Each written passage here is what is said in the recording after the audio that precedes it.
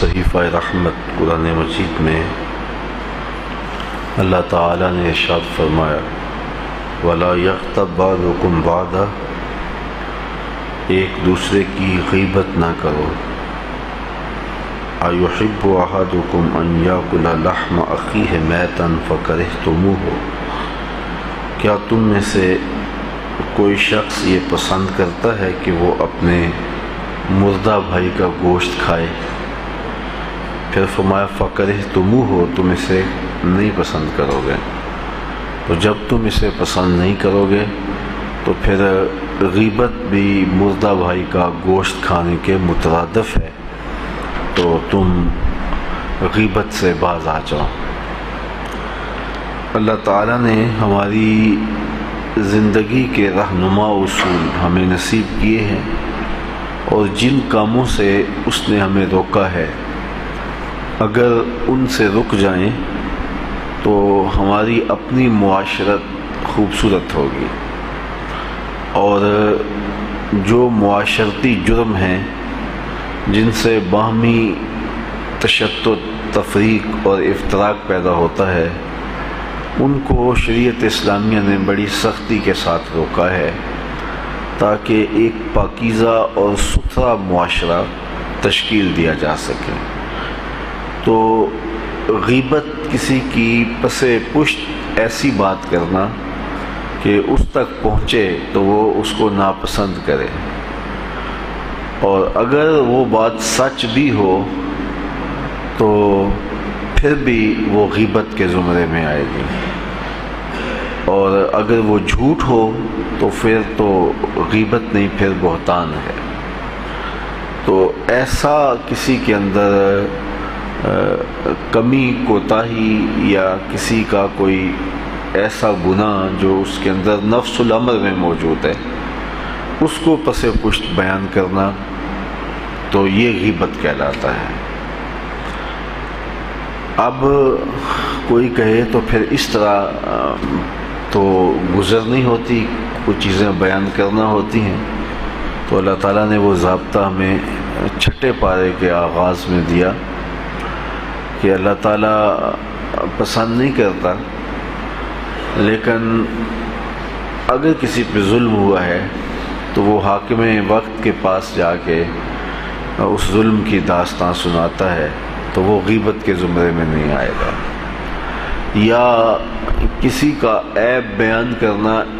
اس لیے ضروری ہو جاتا ہے کہ کسی کو بچانا مقصود ہو، کوئی کہیں رشتہ طے کر رہا ہے تو کوئی کسی سے رائے مانگ لے تو ان کو بتلانا ضروری ہوتا ہے کہ یہ خاندانی کمزوریاں ہیں تو آپ کا ان کے ساتھ نبھا نہیں ہو پائے گا۔ اسی طرح خطیب بغدادی نے لکھا ہے کہ راویوں پر جو بحث کی جاتی ہے کہ یہ فلاں راوی ضعیف ہے، فلاں جو ہے وہ قوی ہے، تو یہ حدیث کے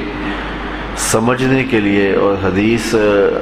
کی سند کو قوی اور کمزور جاننے کے لیے ایسا کیا جاتا ہے،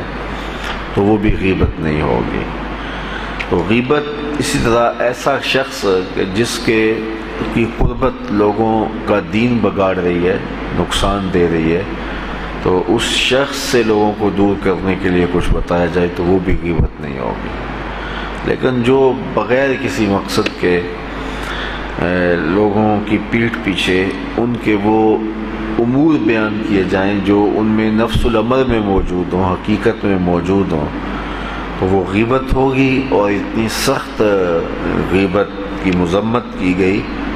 کہ ارشاد فرمایا کیا تم میں سے کوئی پسند کرتا ہے کہ اپنے مرے ہوئے بھائی کا گوشت کھائے؟ تو کوئی بھی پسند نہیں کرے گا، تو اس لیے غیبت بھی نہ کرو۔ حضرت جابر رضی اللہ تعالیٰ عنہ سے بڑی معروف روایت ہے، غیبت کے عنوان سے آپ جب بھی کسی سے کچھ سنتے ہوں گے تو یہ روایت ضرور سنتے ہوں گے کہ حضور نے ارشاد فرمایا ایاکم والغیبہ فإن الغیبۃ اشد من الزنا، غیبت سے بچو، اس لیے کہ غیبت جو ہے وہ بدکاری سے بھی، زنا سے بھی برا ہے۔ تو اس سے غیبت کی مذمت کے لیے یہ حدیث کافی ہے کہ اتنی بری چیز ہے کہ اس کو بدکاری سے بھی برا کہا گیا ہے۔ حضرت جبریل امین اور حضور علیہ السلام جب آسمانوں سے آگے بڑھے اور جنت دوزخ کے مشاہدے کیے گئے تو ایک قوم کو راستے میں دیکھا کہ وہ اپنے ناخنوں سے اپنے بدن کو نوچ رہے ہیں۔ تو حضور نے جبریل امین سے پوچھا کہ یہ کون لوگ ہیں کہ اپنے ہی ناخنوں سے اپنے بدن نوچ رہے ہیں؟ تو جبریل امین نے کہا ہؤلاء الذین یغتاب الناس ویقعون فی اعراضہم،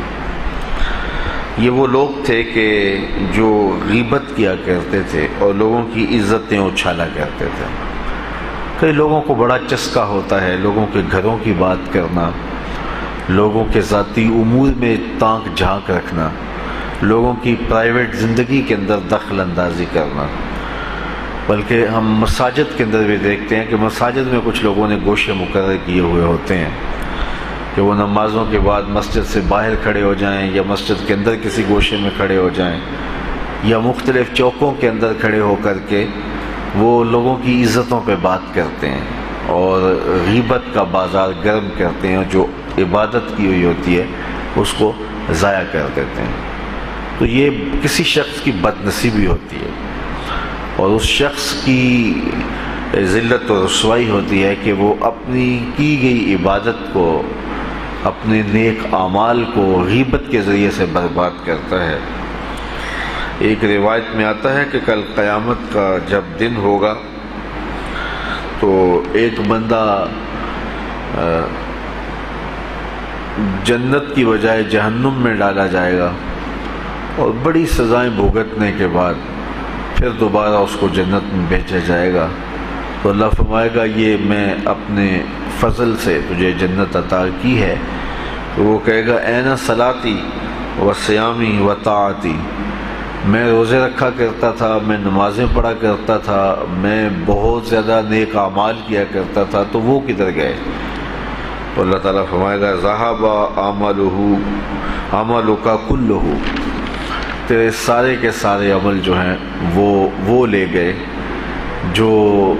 جن کی تو غیبت کیا کرتا تھا، جن کی تو چغلی کیا کرتا تھا، تو تیرے عمل جو ہیں وہ ان کے کھاتے میں چلے گئے اور تیرے پاس ایک عمل بھی نہیں ہے۔ تو ایک بندہ نماز پڑھتا ہے اور باہر نکل کے دروازے پہ یا دکان پہ کھڑے ہو کے تو غیبت شروع کر دیتا ہے، لوگوں کی عزتیں اچھالنے کا پروگرام مرتب کرتا ہے، طرح دار نوکدار باتیں کر کے کسی کی تذلیل کے منصوبے تراشتا ہے،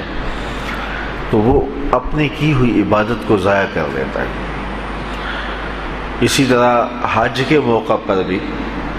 لوگ ایسا کرتے ہیں کہ جب تنہائی میں گوشوں میں بیٹھتے ہیں تو اس وقت وہ ایسے امور چھیڑ لیتے ہیں،